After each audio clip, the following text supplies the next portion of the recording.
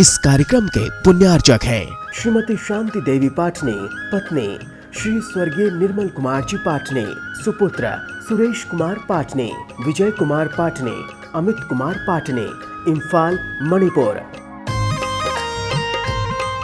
Shri Parshvanath re rolling mills limited, Durgapur 1, Bardhaman, west Bengal. Amita Jain, पत्नी अनिल कुमार जैन, संगीता जैन, पत्नी विपिन कुमार जैन। मानक चंद, कमला देवी, राकेश, नीतू, ऋषभ और आयुषी मुशरफ, B123, सेठी कॉलोनी, जयपुर। 2, स्वाध्याय मंडल, भगवान 1008 मुनि सुब्रतनाथ मंदिर, बारामती, महाराष्ट्र। श्री दिगंबर जैन महिला शास्त्र सभा, सूर्यनगर, गाजियाबाद। श्रीमती उषा जैन, स्वर्गीय श्री वीरेंद्र कुमार जैन, भोपाल, पारस सिटी। पंकज जैन, आशु जैन, पंकज कुमार जैन, छवि जैन, विशाल जैन, सारिका जैन, अन्य, प्रियांशी, दिव्यांशी, आयुषी, सुहानी, तनिष्का। पुष्पा देवी जैन, धर्मपत्नी पुष्प कुमार जैन, केयर ऑफ मंजुश्री, पाउना बाजार, इम्फाल, मणिपुर। रत्न करंडक श्रावकाचार ग्रंथ, सुरेखा, प्रदीप जैन, 14, बंधु समाज सोसाइटी, उस्मानपुरा, अहमदाबाद। श्वेता जैन, धर्मपत्नी राज पीयूष जैन। स्वर्गीय सोहन लाल जी, धर्मी देवी गंगवाल के पुत्र, तेजपाल, हाउस ऑफ पुष्पा देवी, सुपुत्र रोहित प्रिया, राजीव प्रीति, सुपौत्र सक्षम, सुवीर, सुपौत्री माहिका, यति गंगवाल, बरसोल, बिहार। एसके जैन, श्रीमती संतोष जैन, विपुल जैन, श्रीमती आराधना जैन, पारुल जैन, अतुल जैन, पूर्णिमा जैन और आर्यन जैन, कानपुर।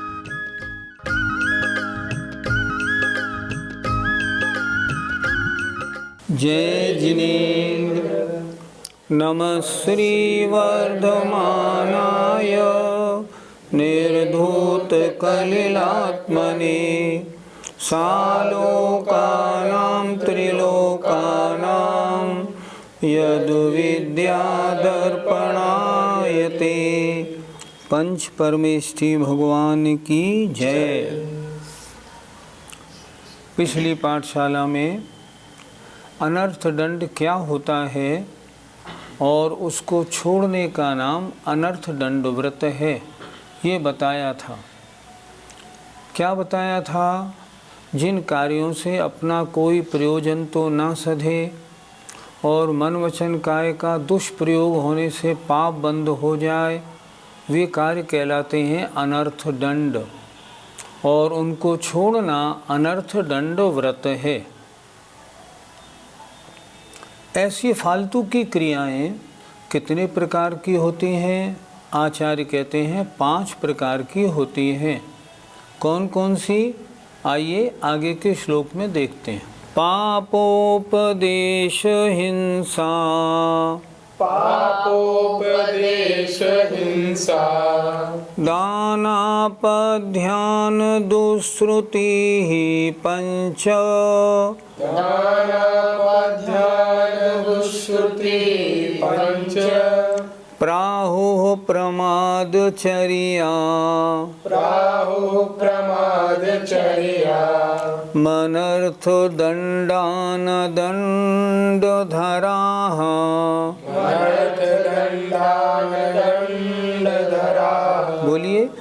पापोपदेश हिंसा, दानापध्यान दुश्रुति पंच, प्राहु प्रमादचर्या, मनर्थ दंडान दंडधराः।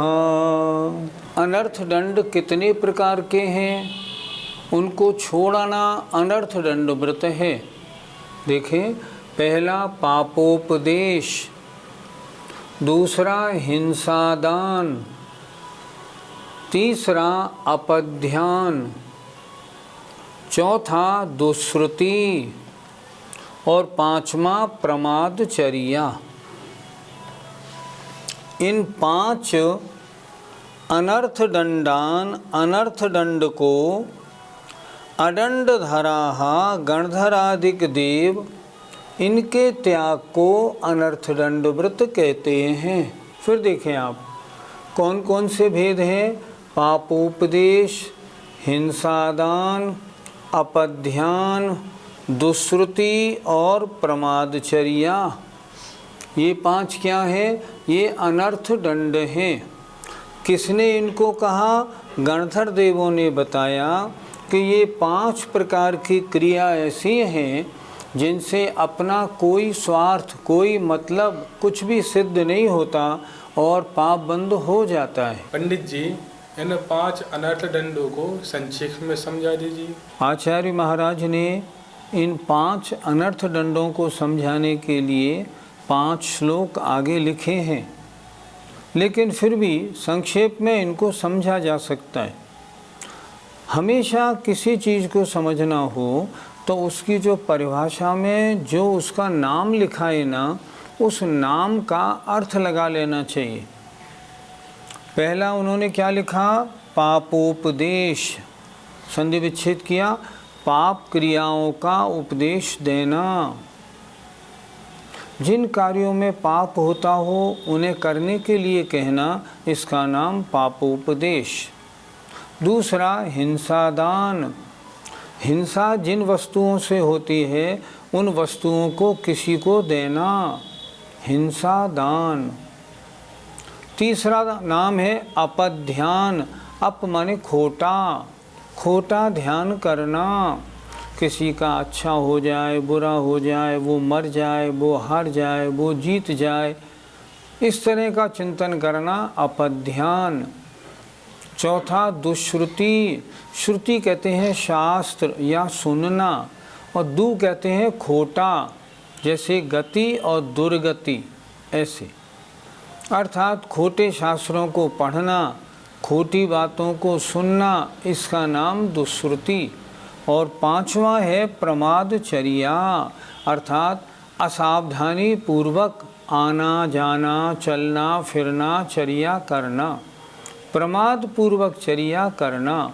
ये 5 तरह के काम ऐसे हैं जिन कार्यों से अपना कोई मतलब सधता नहीं और पाप बंद हो जाता है।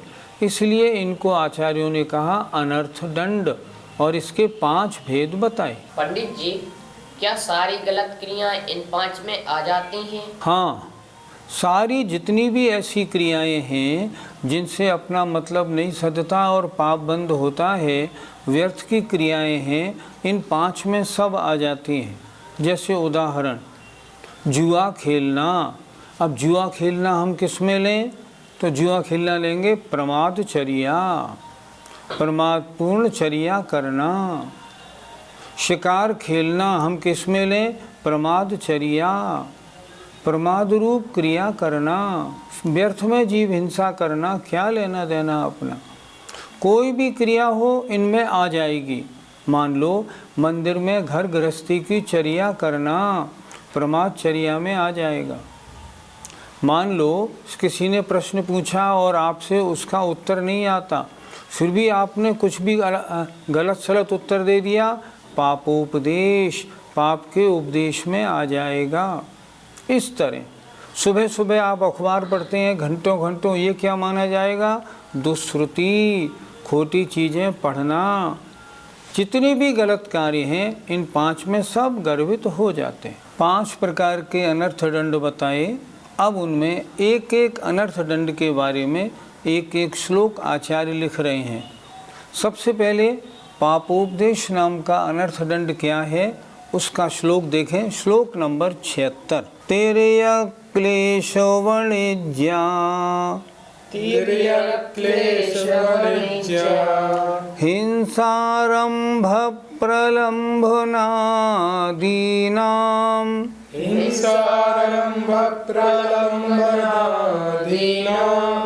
कथा प्रसंगः प्रसवः कथा प्रसंगः प्रसवः स्मर्तव्यः पाप उपदेशः स्मर्तव्यः पाप उपदेशः। बोलिए तेरे क्लेश वाणिज्या हिंसारंभ प्रलंबनादीनां कथा प्रसंग प्रसव स्मर्तव्य पाप उपदेशः। पहला अनर्थ दंड है पापोपदेश, अर्थात पाप क्रियाओं का उपदेश, माने पाप क्रियाओं को बताना, कहना। कौन कौन सी पाप क्रियाएं? देखें, त्रियक्लेश, त्रियंचों को कैसे कष्ट दिया जाता है। वाणिज्य, व्यापार, पाप के व्यापार कैसे किए जाएं। हिंसा, हिंसा के व्यापार आदि की कथाएं। आरंभ, जिन कार्यों के करने में हिंसा होती है। और प्रलंब माने छल कपट आदि, प्रलंबन आदि नाम आदि, अर्थात त्रियक्लेश, त्रियंचों को क्लेश कराने वाली। वाणिज्य, हिंसा पूर्वक व्यापार करने की, हिंसा की, आरंभ की और छल आदिकों की। कथा प्रसंग, कथा के प्रसंगों को प्रसवः उत्पन्न करना, इनकी कथाएं करना, इनके संबंध में चर्चाएं करना। स्मर्तव्य, जानना चाहिए, पाप का उपदेश नाम का अनर्थ दंड। ये सारी क्रियाएं सब पाप में कारण हैं। अतः इन क्रियाओं का अगर उपदेश दिया जाता है तो वह पापोपदेश है। पंडित जी, त्रियक्लेश पापोपदेश क्या होता है? पहला है पापोपदेश का भेद त्रियक्लेश। त्रियक्लेश नाम क्या कहता है? ऐसी कथाएं करना त्रियंचों को क्लेश कैसे दिया जाए। अर्थात जैसे त्रियंचों के नाक कान कैसे छेदने चाहिए ताकि उनसे अच्छी तरह से काम लिया जा सके। त्रियंचों को मारने के लिए चाबुक कैसी होनी चाहिए, चाबुक से नहीं हो तो डंडा कैसा होना चाहिए। इन त्रियंचों को, बैलों को, साणों को बधिया कैसे बनाया जाता है, इसकी विधि क्या है। इनके पैरों में नाल कैसे ठोकी जाती है। अगर इन पर वजन लादना हो ज़्यादा तो बैलगाड़ी कैसी बनानी चाहिए ताकि इन पर ज़्यादा वजन लादा जा सके। अगर खाने पीने में या गाय आदि दूध देने में दिक्कत करें तो इनको कैसे बांधा जाए। त्रियंचों को कस के बांधने के क्या उपाय हैं। त्रियंचों को पकड़ने के लिए जाल कैसा होना चाहिए। अगर जाल में नहीं आए फिर इन्हें कैसे पकड़ा जाए। ऐसी सब विधियाँ जिनमें त्रियंचों को क्लेश उत्पन्न करने वाले कार्य हों, उनकी चर्चा करना, लोगों को समझाना। तुम्हारे यहाँ चूहे बहुत हैं, बाज़ार से एक जाल ले आओ और पकड़ के उनको ऐसी जगह चूहे छोड़ो जहाँ कुत्ते बिल्ली खा जाएं। महान हिंसा का काम है।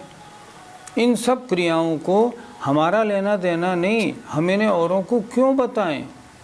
अगर बताते हैं तो त्रियक्लेश नाम का पापोपदेश कहलाता है। पंडित जी, वाणिज्य पापोपदेश, इससे हमें क्या समझना चाहिए? शब्द देखो, वाणिज्य पापोपदेश। वाणिज्य माने व्यापार। जिन व्यापारों में पाप होता है ऐसे वाणिज्यों का उपदेश देना। जैसे ईंट का भट्टा कैसे लगाया जाए। ईंट के भट्टे के काम में बहुत आमदनी है। देखो, तुम फ्लोर मिल लगा लो, फ्लोर मिल में बहुत आमदनी होती है, लेकिन हिंसा कितनी होती है उस पर ध्यान नहीं दिया। हिंसा वाले कार्य, शराब आदि की बिक्री की दुकान खुलवाने का किसी को उपदेश देना कि ये इस काम में माल नगद बिकता है, भाई ये काम सबसे अच्छा है। पाप कितना। रेशमी वस्त्रों का बनाना, रेशमी वस्त्रों के बनाने में कितनी जीव हिंसा है। चमड़ा और चमड़े से बनी हुई वस्तुओं को बनाना और बेचना कितनी हिंसा का काम है। जीवों को मारने की जो दवाएं होती हैं, फिनाइल आदि बनाना, उनका प्रचार प्रसार करना, मच्छरों को मारने की दवाइयाँ बनाना और पहले लिखना अखबार में। अभी तक तो ये दवाई मच्छरों को भगाती थी, अब ये मच्छरों को मारने भी लगी है। ऐसे व्यापारों का उपदेश देना। आजकल ऐसे बहुत सारे व्यापार हैं जिनमें हिंसा है, और देखा जाए हम जैनी भाई भी हिंसा के बहुत सारे व्यापारों में इन्वॉल्व हो गए हैं। जिन व्यापार करने में अति हिंसा है उनके लिए आचार्य श्री कहते हैं, भैया ऐसा व्यापार न करो जिससे हमारे असंख्यात भाव बिगड़ जाएं। इसलिए जिन व्यापारों में हिंसा है वो व्यापार नहीं करने चाहिए। साबुन बनाने में चर्बी आदि का प्रयोग करना, टूथपेस्ट आदि में चर्बी आदि का प्रयोग करना, शहद आदि से वस्तुएं बना करके बेचना, सब हिंसा के कार्य हैं। ऐसे व्यापारों को एक दूसरों को बताना, शुरू कराना, अपना व्यापार दिखाना, उनमें होने वाले मुनाफे की बात करना, उसमें होने वाली विशेषताओं की बात करके उनको उस व्यापार में लगाना, ये महान अनर्थ दंड है। अपना तो प्रयोजन सदता नहीं, सामने वाले को आपने लगा दिया, अब वो जो भी व्यापार करेगा उसमें आपकी अनुमोदना होने से आपको पाप लगेगा। इसलिए ऐसा कभी नहीं करना चाहिए। पंडित जी, हिंसोपदेश की क्या परिभाषा है? जिन व्यापारों में हिंसा होती है उनको बताना, ये तो वाणिज्य पापोपदेश में गया। यहाँ जिन कार्यों में हिंसा है उन कार्यों को कैसे, इस हिंसा को कैसे किया जाए उसके बारे में बताना। जैसे घास पर चलने से आँखों की रोशनी बढ़ती है, लेकिन घास पर चलने में हिंसा कितनी होती है, तो जिन कार्यों में हिंसा हो उनको बताना। लकड़ी ऐसे जलाकर तापना चाहिए, और लकड़ी में कितनी जीव हिंसा होती है। रात को हीटर जला के सोना चाहिए, अब हीटर जलाने में कितनी जीव हिंसा होती है। हिंसा के कार्य पेड़ हैं, किसी के घर आप गए, घर जाके आप कह रहे हैं क्या तुम आदमी हो, घर के सामने इतनी घास बड़ी बड़ी हो गई है, इसे काटते क्यों नहीं हो, इस घास को काटो, वो लॉन को बिल्कुल एक सा बनाओ। सुनो, घास काटने की मशीन आती है, वो खरीद लाओ, उसको ऐसा बताना। किसी के घर में आप गए, वहाँ आपने 2 कॉकरोच देख लिए, अरे तुम्हारे घर में तो कॉकरोच हैं, ये तो बीमारी की जड़ है, इनको यहाँ से हटाओ। छिड़कने वाले को बुलाओ, दवाई छिड़क देगा, एकदम सफाई हो जाएगी, नहीं तो तुम्हारे घर में महामारी फैल जाएगी। ऐसे हिंसा वाले कार्य जिनसे आपको लेना देना नहीं, फिर भी लोगों को बताना, लोगों को कराने के लिए उकसाना, कथा सुनाना। देखो, मैं कुछ दिन पहले उसके घर में गया था और वहाँ मैंने देखा कि उसकी खाट में खटमल थे। मैंने उसको ये दवाई बताई थी, उसने छिड़क दी, आज उसके खाट में एक भी खटमल नहीं बचा। ऐसे प्रसंग सुना के लोगों को हिंसा के कार्यों में लगाना, ये पापोपदेश नाम का अनर्थ दंड है। इससे बचना चाहिए। जिसके यहाँ जो गलती है उससे उसको निपटने दो ना, आप उसे हिंसा के कार्यों में क्यों आगे बढ़ा रहे हो। अगर आपके पास किसी कार्य की विधि ऐसी हो जिसमें हिंसा ना हो तब वो बताओ। आजकल अपने जैन शास्त्रों में क्या लिखा, किसी को एलोपैथिक डॉक्टर बनाने के लिए भी मत बोलो, वृत्ति नहीं बोलेगा। क्यों नहीं बोलेगा? क्योंकि एलोपैथिक डॉक्टर बनाने में जीव हिंसा बहुत, अशुद्धि बहुत होती है। अगर बना कहते हो ना तो इसमें भी हिंसोपदेश का दोष लगता है। अतः इन सब उपदेशों से हमें बचना चाहिए। पंडित जी, आरंभ का उपदेश कैसे होता है? जिन घर गृहस्थी आदि के कार्यों में हिंसा लगती हो उन कार्यों को करने के लिए कहना। तुम इस साबुन से कपड़े धोते हो, इससे अच्छे नहीं धुलते, देखो इस साबुन को मंगा के धो, ये बिल्कुल सफाई करता है। तुम्हारे मकान में ये खाली जगह पड़ी है, यहाँ बाग बगीचा नहीं लगवा सकते। बिना बगीचे मकान की शोभा नहीं होती है। ये वो कार्य हैं जो आरंभ वाले कार्य हैं। तुम मकान गंदा बहुत रखते हो। सफ़ेदी कराए हुए कितने दिन हो गए? नहीं सफ़ेदी कराओ, मुझे तुम्हारे मकान में आना अच्छा नहीं लगता। झाड़ू तुम सफाई अच्छी नहीं कराते हो, पोंछा ढंग से लगाया करो, इत्यादि। जैसे मान लो कहीं गए और कहीं काई जम रही है, ये काई जम रही है तुम्हारे मकान में, इसको तेजाब डाल के साफ़ करो ना। तुम्हारे कपड़े धोबी के किसको देते हो? ऐसे देते हैं नहीं, ऐसे नहीं, साफ़ रहा करो। दिन में 2 बार कपड़े बदलो। 2 बार कपड़े बदलने में ज़्यादा कपड़े धुलने जाएंगे तो जीव हिंसा ज़्यादा होगी। कोई शादी न कर रहा हो, उसे शादी करने के लिए उकसाना। अरे तुम्हारी उम्र इतनी हो गई, शादी करो, कब शादी करोगे? देखो बिना शादी जीवन बेकार है आदि कह के आरंभ के कार्यों में लगाना, इसका नाम आरंभ का उपदेश। ये भी अनर्थ दंड है। किसी के कार्य में आपने उसको हिंसा के काम के लिए उकसाया, आपका लेना देना नहीं था, आपको शांत रहना चाहिए। ऐसे किस किस को देखोगे, कहाँ कहाँ तक देखोगे? अतः हिंसा के कार्यों से बचना चाहिए। पंडित जी, छल कपट की कथाएं कैसे होती है ये भी बता दीजिए। बाजार में असली माल बेचने में ज़्यादा पैसे नहीं मिलते। अगर डुप्लीकेट माल बेचा जाए ना, उसमें सवाई डोड़े पैसे मिलते हैं। तुम तो असली माल बेचते हो, इसलिए देखो डुप्लीकेट माल बेचा करो। छल कपट की कथाएं हैं। तुम अगर इस तरह पूरा नापोगे, पूरा तोलोगे तो पैसे नहीं मिलेंगे। तुम्हारी पेट्रोल पंप की अगर तुम्हारा पंप है ना, थोड़ा कम तोला करो, नहीं तो क्या मुनाफा कमाओगे? अपने तराजू बांट जरा ढंग से रखो। टैक्स पूरा देते हो, ऐसे कैसे क्या कमाई कर पाओगे? टैक्स की बचत कैसी होनी चाहिए? टैक्स की बचत ऐसी होनी चाहिए। देखो तुम विदेश जा रहे हो ना, वहाँ से लौटोगे तो सोने की 4 जंजीर खरीद के लाना, और जब लाओगे तो कस्टम वाले ड्यूटी मांगेंगे। तो देखो ड्यूटी ऐसे बचेगी, ऐसे करना। तुम्हारा ये माल क्यों नहीं बिकता? तुमने इस माल पे लिखा नहीं ढंग से।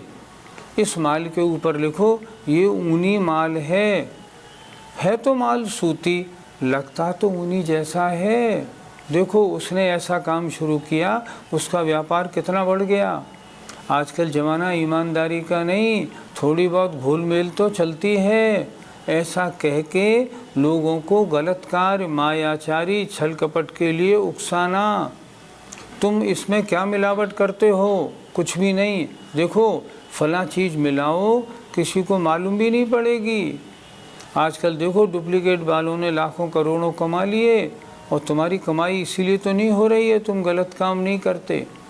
तरह तरह के छल कपट वाली कथाएं सुना के किसी सही आदमी को छल कपट की ओर अग्रसर कर देना, इसका नाम पापोपदेश। कौन सा? छल कपट वाली कथाओं वाला पापोपदेश है। इससे बचना चाहिए, महापाप का बंध होता है। ऐसा काम करें कि पाप क्रियाओं में लगे हुए लोग पाप क्रियाओं को छोड़ दें। ऐसे कथा प्रसंग न करें जो न लगने वाले भी लगने में लग जाएं। जय जिनेंद्र। इस कार्यक्रम के पुण्यार्चक हैं श्रीमती शांति देवी पाटने, पत्नी श्री स्वर्गीय निर्मल कुमार जी पाटने, सुपुत्र Suresh Kumar पाटने, Vijay Kumar पाटने, Amit Kumar पाटने, Imphal, Manipur. Shri Parshvanath re rolling mills limited, Durgapur 1, Bardhaman, west Bengal. Amita Jain, पत्नी अनिल कुमार जैन, संगीता जैन, पत्नी विपिन कुमार जैन। मानक चंद, कमला देवी, राकेश, नीतू, ऋषभ और आयुषी मुशरफ, B123, सेठी कॉलोनी, जयपुर। 2, स्वाध्याय मंडल, भगवान 1008 मुनि सुब्रतनाथ मंदिर, बारामती, महाराष्ट्र। श्री दिगंबर जैन महिला शास्त्र सभा, सूर्यनगर, गाजियाबाद। श्रीमती उषा जैन, स्वर्गीय श्री वीरेंद्र कुमार जैन, भोपाल पारस सिटी, पंकज जैन, आशु जैन, पंकज कुमार जैन, छवि जैन, विशाल जैन, सारिका जैन, अन्य, प्रियांशी, दिव्यांशी, आयुषी, सुहानी, तनिष्का। पुष्पा देवी जैन, धर्मपत्नी पुष्प कुमार जैन, केयर ऑफ मंजुश्री, पाउना बाजार, इम्फाल, मणिपुर। रत्न करंडक श्रावकाचार ग्रंथ, सुरेखा प्रदीप जैन, 14, बंधु समाज सोसाइटी, उस्मानपुरा, अहमदाबाद। श्वेता जैन, धर्मपत्नी राज पीयूष जैन।